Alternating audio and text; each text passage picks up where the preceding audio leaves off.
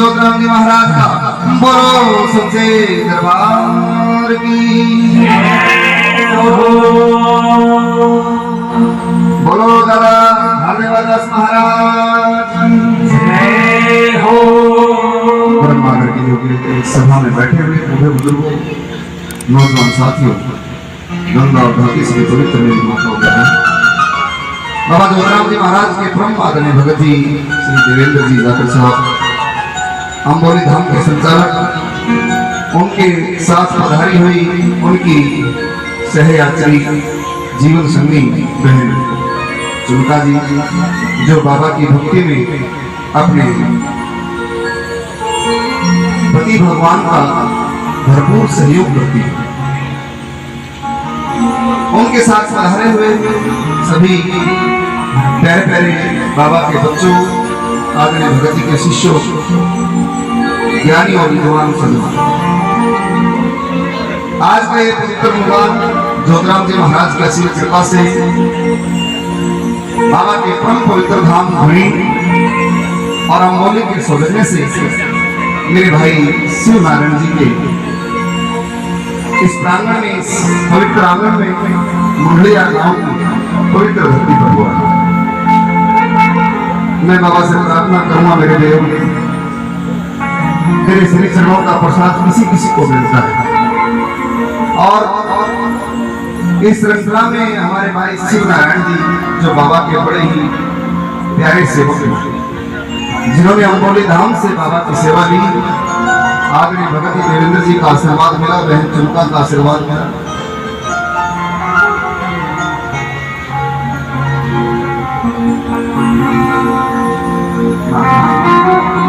मेरे भाई विक्रम जी जिन्होंने बाबा का ये जागरण करवाया है, उनको लाखों बधाई है। आदरणीय भगत जी की तरफ से, आई हुई संगत की तरफ से, पूरे गांव की तरफ से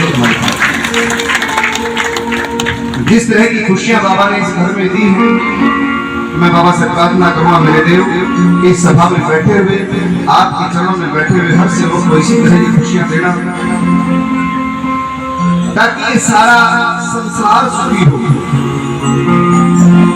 दुख तो बहुत है दुनिया के अंदर, और इन दुखों का निवारण केवल परमात्मा के पास है, और जोतराम जी सदनों इस कलयुग में परमात्मा से कम नहीं है। वो एक इंसान के रूप में इस धरती पर आए, और परमात्मा जब भी धरती पर आता है तो इंसान के रूप में ही आता है। श्री राम जी आए 9 बजे, ठीक 9:15 बजे रात्रि भाद्मा उतरती 10वीं के दिन रात को जोतराम जी को एक पीवड़े नाग ने उनके सांस ली, और धीरे धीरे सुबह होते होते, भोर होते होते जोतराम जी का शरीर पूरा हुआ, और उनकी आत्मा निकलकर सीधी पहुंची दादा बहुता सिंह महाराज के पास, जो उनके परम गुरुदेव हैं, जिन्होंने उनको ये सलाह दी थी, और गुरुजी ने उनको भगवान शिव शंकर से मिलने का उपाय बताया। जोतराम जी भगवान शिव शंकर से मिले, और शंकर भगवान ने उनको 4 वरदान दिए। ना आपने देखा, ना मैंने देखा, लेकिन ये कथा प्रचलित है, और इसमें कोई शक नहीं लगता, क्योंकि जोतराम जी के रूप में यदि देखें, बाबा की महिमा की, बाबा की कृपा की यदि बात करें, तो भगवान शंकर के वो 4 वरदान फलीभूत होते हुए दिखाई देते हैं।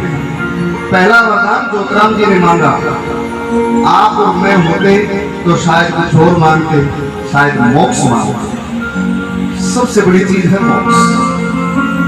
धन मांगते, दौलत मांगते, परंतु धन दौलत को तो जोतराम जी छोड़ चुके थे, क्योंकि घर परिवार हर तरह से समृद्ध था। गांव में बहुत बड़ी प्रतिष्ठा थी जोतराम जी की, और जोतराम जी के पिता सुल्तानाराम गोदारा की। उन चीजों को छोड़कर आदमी मोक्ष की तरफ भागता है, लेकिन जोतराम जी मोक्ष की तरफ नहीं भागे। उन्होंने संसार के दुखी लोगों के चेहरे देखे, और उनकी बहती हुई आंसुओं में जोतराम जी ने अपना रूप देखा। हर माँ के आंखों में जो आंसू जोतराम जी ने देखे, उसका मोल चुकाने की उन्होंने प्रतिज्ञा की। भगवान शंकर से कहा कि हे प्रभु, मुझे ऐसा वरदान दो कि कोई भी बांध औरत बांध न रह पाए। भगवान शंकर ने कहा कि बेटा, ये संभव तो नहीं, परंतु इतना वरदान मैं तुम्हें जरूर देता हूँ कि जो तेरे दरबार में आके विभूति खाएगी, जो तेरा आशीर्वाद लेगी, उस बेटी की गोद कभी भी सूनी नहीं रहेगी। प्रेम से कह दीजिए जय बाबा।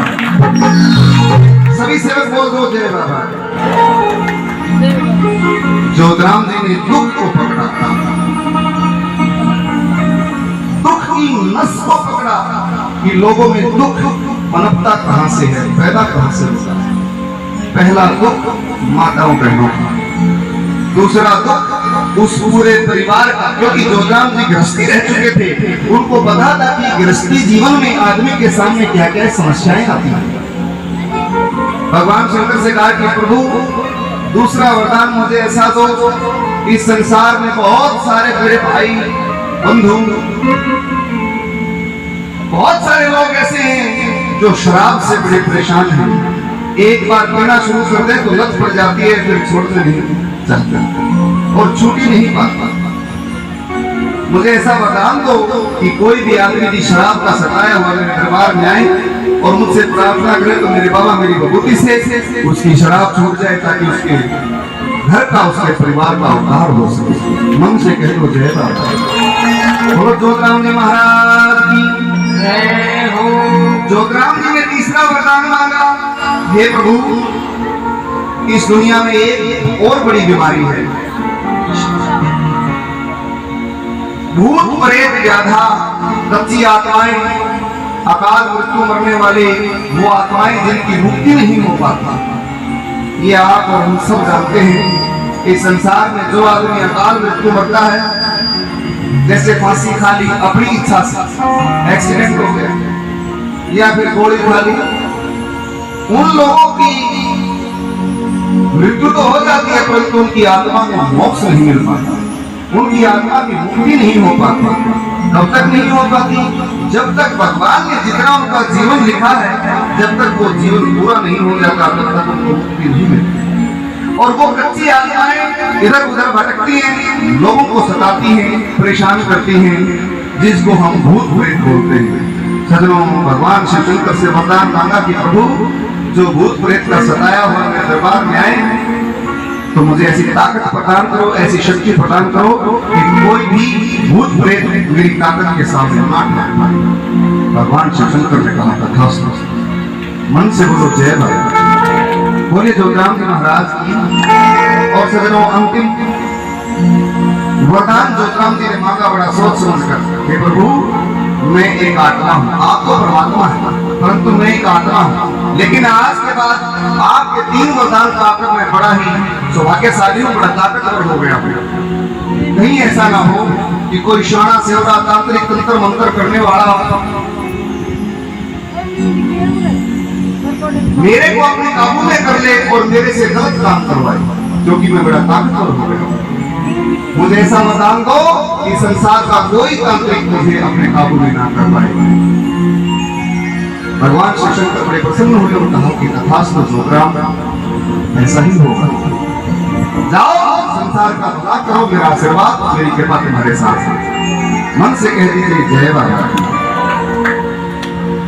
और यही कारण है कि जो जोतराम जी के धाम पर जाता है सजनों, खाली हाथ नहीं लौटता। खाली हाथ लौटते हैं तो वो अपनी कमी में लौटते हैं। मैं बाबा का भजन शुरू करने से पहले अपने बाबा के बारे में ये बातें जरूर बताना चाहूंगा, क्योंकि कुछ लोग गांव के भी बैठे हैं, कुछ लोग बाहर के भी बैठे होंगे जो जोतराम जी के बारे में जानते ही नहीं कि जोतराम बीमारी क्या है, चीज क्या है। मैं कहना चाहता हूँ सजनों, जोतराम जी बड़े ही पवित्र देव हैं। उन्होंने इस संसार को बहुत कुछ दिया। हम अपनी कमी से रह जाते हैं कि हम ले नहीं पाते बाबा से। कारण है हमारे ग्रह नक्षत्र हमारे साथ चलते हैं और ग्रह नक्षत्र के अनुसार ही हमारे जीवन में सुख और दुखों का संचार होता है। इस बात का हमें पता नहीं, लेकिन उस देव को पता है कि हमारे जीवन में दुख आया तो कब जाएगा, सुख आया तो कब जाएगा, कब तक ठहरेगा। ये देवता को सब पता है, लेकिन हमें पता नहीं है। हम तो दुख का एक हफ्ता भी नहीं झेल पाते और धाम पर जाकर प्रार्थना करते हैं, बाबा मेरे दुख हर ले, बस ये बीमारी मेरे घर में आ गई, ये परेशानी मेरे घर में आ गई, इसमें दूर कर दो। और जोतराम जी आपको आश्वासन देते हैं कि बेटा हो जाएगा, चिंता मत करो, मेरी भभूति खाओ अपने घर में गंगा जल के साथ मेरी विभूति का छिड़काव करो और 2 वक्त मेरा नाम करो, मेरी जोत लगाओ, मेरे गुरु भगवान को याद करो, सारे कष्ट दूर हो जाएंगे। और यदि 1 हफ्ते के बाद भी हमारे साथ ऐसा हमारे दुख दूर होते हुए दिखाई नहीं देते तो हम ज्योतिराम जी को दोष देना शुरू कर देते कि पापा गए थे भाई, हम बोल नहीं रहे थे, कुछ ना होया हमारा, हम तो 1 दिन टक्कर खाता। ज्योतिराम जी बीमारी में दवाई लो, ज्योतिराम जी की विभूति असर डालती है दवाई में। आपको दुख में सबर देते हैं ज्योतिराम जी, सांत्वना देते हैं, बेटा चिंता मत कर, मैं तेरे साथ हूँ, तेरा दुख टल जाएगा, तेरे दुख की घड़ी चली जाएगी। और इस तरह से हमारा सहारा बनकर दुख में ज्योतिराम जी हमारे साथ चलते हैं ताकि हम कोई गलत कदम ना उठा लें। इसलिए बाबा को दोष ना दो, बाबा को तो सब पता है, भूतकाल भविष्य का वर्तमान का, और हमें केवल भूतकाल का पता है, वर्तमान में हम कभी जीते नहीं और भविष्य काल की हम चिंता करते हैं। चिंता कीजिए वर्तमान की, भूत जा चुका है, भविष्य की चिंता करने वाला हो बैठा है। मन से बोलो ज्योतिराम जी। यदि हृदय में इंसान धारण कर ले, गुरु चाहे आपको गलत ही क्यों ना कहे, लेकिन गुरु की आज्ञा कभी टालनी नहीं चाहिए, क्योंकि गुरु की आज्ञा भगवान की आज्ञा होती है। आपके भी सच्चे गुरु हैं, श्री आदरणीय हमारे बड़े भाई देवेंद्र जाखड़ जी, आपकी गुरु माता है चलता है। आपको जो आदेश दिए उस आदेश का पालन करो, ये मत पूछो कि आपने ये आदेश क्यों दिया, क्योंकि गुरु की आज्ञा के अंदर भगवान का आदेश है, हो सकता है उसमें कुछ भलाई हो, इसलिए कभी करके मत। मन से बोलो जय भगवान की, जय भगवान की,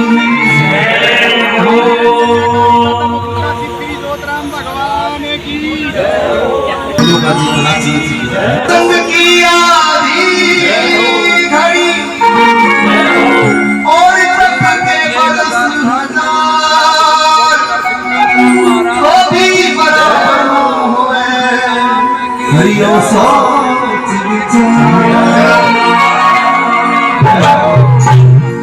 मेरा ममता सिद्ध सा गुरु मिला तो ज्योतिराम जी उतरे पार, गुरु बिना घाटी ना चले, भाई कर लो चाहे जतन है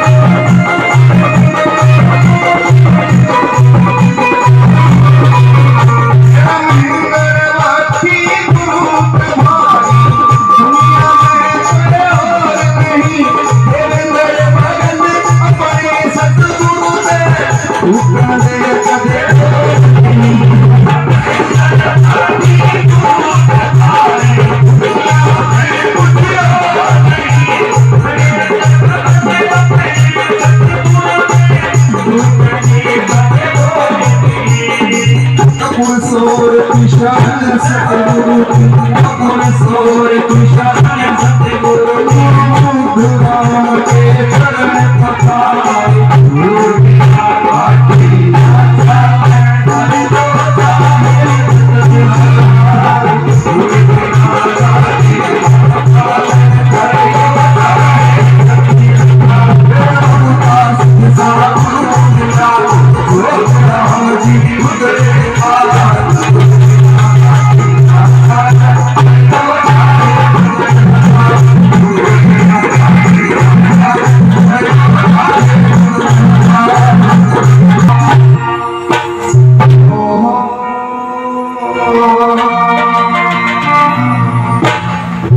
मन से कह लो गुरु भगवान की, फिर से बोलो गुरु भगवान की, बोलो दादा बहुता सिंह महाराज की, बोलो शंकर भगवान की।